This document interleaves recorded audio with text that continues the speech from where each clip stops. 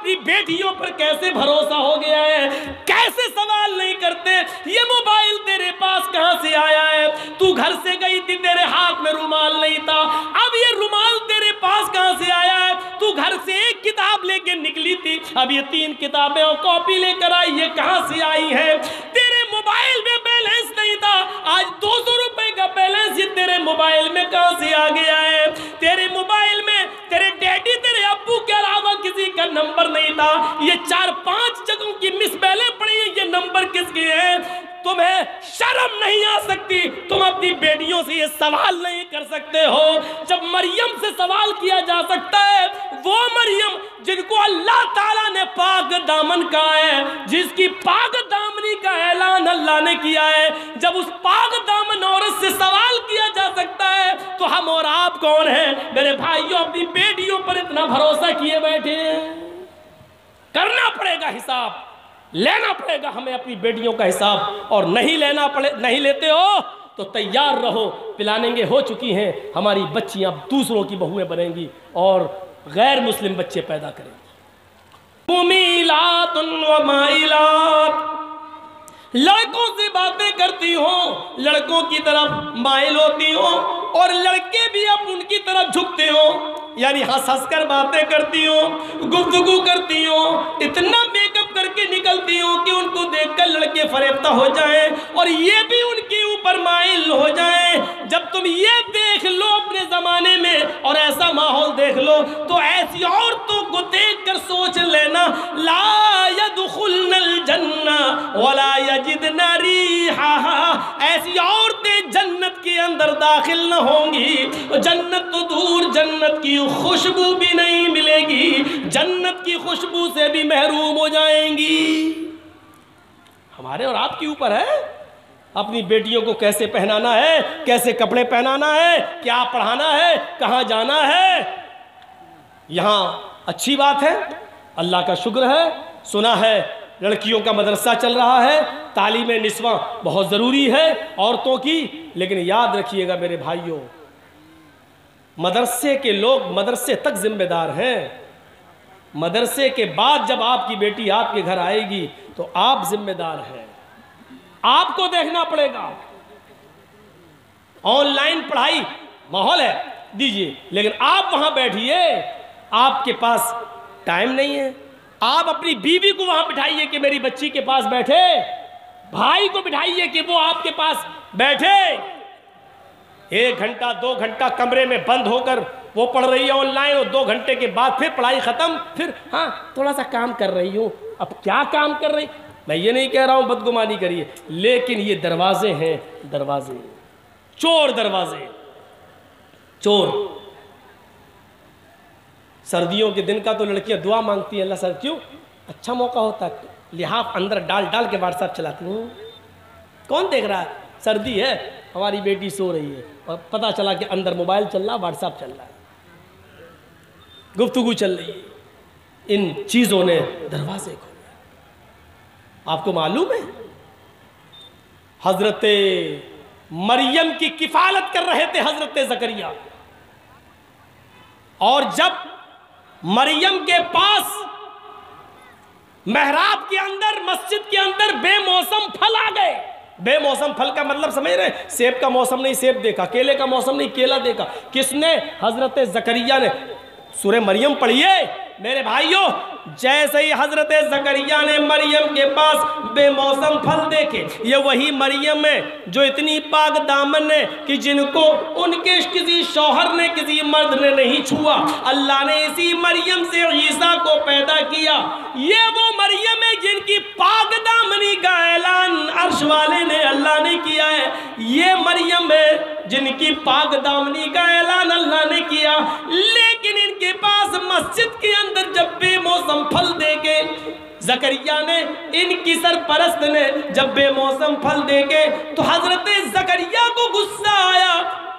उन फलों को देखकर मरियम की तरफ देखा, अन्ना लके हाज़ा, आए मरियम ये क्या है, ये फल तेरे पास कहां से आ गया।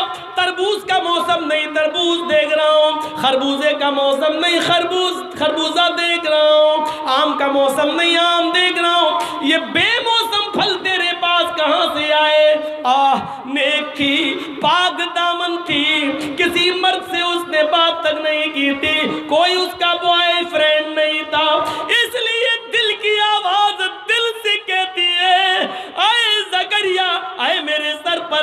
आपने मुझे पाल पोस कर बड़ा किया है, मैं आपको धोखा कैसे दे सकती हूँ? ये किसी लड़के ने नहीं दिया है। यकीन कीजिए आपकी दी हुई तालीम का असर मेरे ऊपर चढ़ा रहेगा। ये किसी बॉयफ्रेंड ने नहीं दिया है।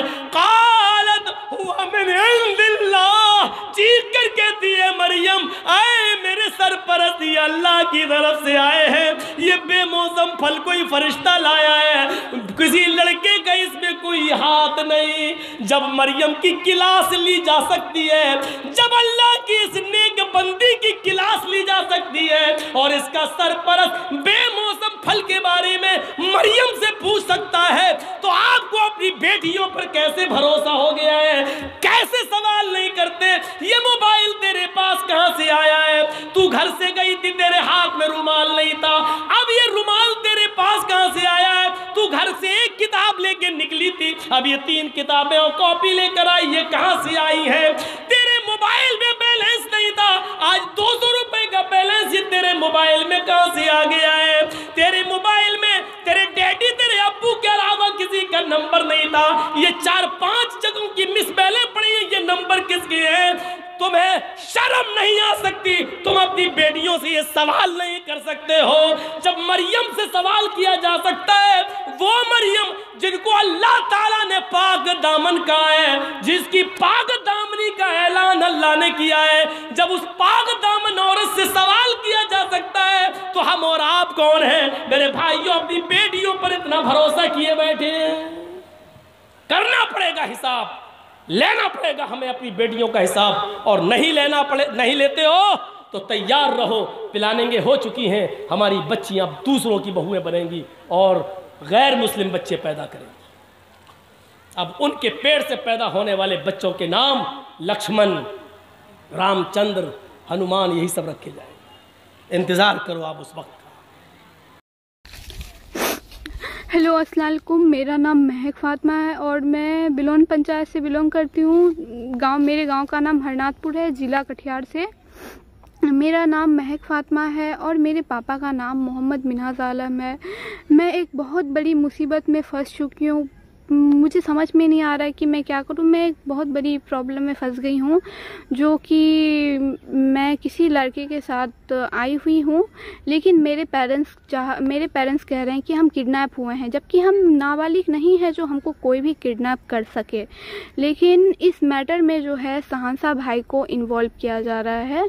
शहंशाह भाई की या किसी की भी गलती नहीं है, हम तो किसी शहंशाह भाई को जानते भी नहीं हैं, लेकिन शहंशाह भाई को फंसाया जा रहा है और शहंशाह भाई को इतना टॉर्चर किया जा रहा है। शहंशाह भाई के पीछे, हम लोगों के पीछे गुंडा लगा दिया है और शहंशाह भाई को इतना टॉर्चर किया जा रहा है कि वो कह रहा है कि हम लोग सरेंडर कर दे खुद को, लेकिन हम लोग खुद को सरेंडर नहीं कर सकते, नहीं तो हम लोगों को इनकाउंटर कर दिया जाएगा।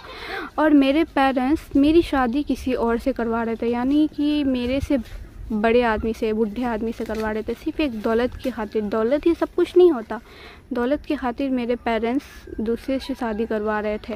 भड़काया जा रहा है, दौलत की खातिर मेरे पेरेंट्स को शाहिद मुखिया भड़काया जा रहा है और मेरी शादी किसी और से करवा रहे हैं। लेकिन इस मैटर में सबसे ज़्यादा हाथ है शाहिद मुखिया का, क्योंकि शाहिद मुखिया हम लोग के पीछे गुंडा लगा दिया गया है, जो हम लोगों को किसी भी हालत में ढूंढ के निकाले। अगर हम लोग फ्रंट में आ गए, सामने आ गए, तो हम लोग को मार दिया जाएगा।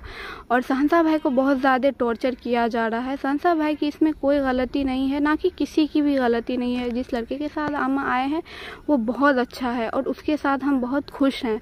और हम एक नाबालिग लड़की नहीं है, हम पढ़ी लिखी लड़की हैं। हम एक पढ़ी लिखी लड़की है, जाने माने इससे बिलोंग करते हैं। हम पढ़ी लिखी लड़की होके हम गलत फैसला नहीं लेंगे। और हम एक नाबालिग लड़की नहीं है जो हमको कोई भी किडनैप कर लेगा। मेरा एज 19 प्लस हो रहा है, यानी 19 साल हो रहा है। और मेरे जो फादर है, मेरी पढ़ाई की वजह से मेरा एज आधार में घटा दिया गया था और इसी वजह से मेरे फादर फ़ायदा उठा रहे हैं। जो मेरी बेटी नाबालिग है उसको किडनैप किया गया है, लेकिन हमको किडनैप नहीं किया गया, हम अपनी खुशी से आए हैं। लेकिन पता नहीं क्यों मेरे फादर शहंशाह भाई को ये कर रहे हैं, मतलब फंसा रहे हैं। क्योंकि शहंशाह भाई जो जिस लड़के के साथ हम आए हुए हैं, वो लड़का शहंशाह भाई का मतलब रिलेशन में आता है, इसलिए शहंशाह भाई को बहुत ज़्यादा टॉर्चर किया जा रहा है। अगर हम लोग